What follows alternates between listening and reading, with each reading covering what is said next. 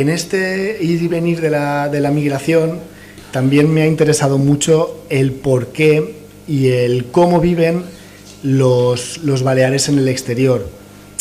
Sobre todo me interesan las historias de las personas que han vivido muchos años fuera, que han extrañado las Islas Baleares, que se han acercado a los centros baleares o a las casas baleares, por cómo la gente que ha estado toda la vida fuera y que quizás nunca ha viajado y ha venido a Mallorca, pero en su casa le enseñaron mallorquín en otro país, y a lo mejor cuando estáis haciendo la entrevista tú le preguntas o sacas un tema relacionado con Mallorca y solo por decir la palabra Mallorca,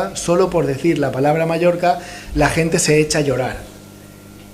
Bueno, hoy día San Pedro es conocido como la más mallorquina de las tierras americanas, entre otras cosas porque en las calles de San Pedro uno puede encontrar dos cosas: carnicerías con venta de embutidos mallorquines, esto es, la sobrasada y las longanizas. Tú entras en una carnicería, hola, una sobrasada mallorquina, y el señor te la da. Ya es bastante llamativo, ¿no? Sí, claro. Es así. Hay sobrasadas, longanizas. Pero es que luego, aparte, en todas las cafeterías de San Pedro, en todos los bares y restaurantes, afuera hay un cartel que pone "se vende ensaimada mallorquina". Y tú, ¿cómo que ensaimada mallorquina? Pues venden ensaimada mallorquina. La migración se ha caracterizado en este siglo y medio que duró el proceso migratorio más fuerte, o bien por motivos económicos, gente que se va a trabajar, o bien que se fue por motivos políticos.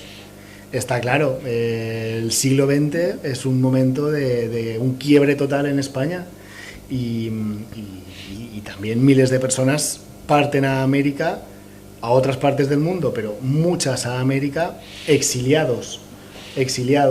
Aquí yo creo que la pena quizás es doble, porque si tú te vas por motivos económicos, las cosas te van bien o te van mal, pero en cualquier momento puedes regresar. En aquellos años de exilio político, no solamente se iba de la tierra, sino que se iba por motivos forzados y no podía regresar.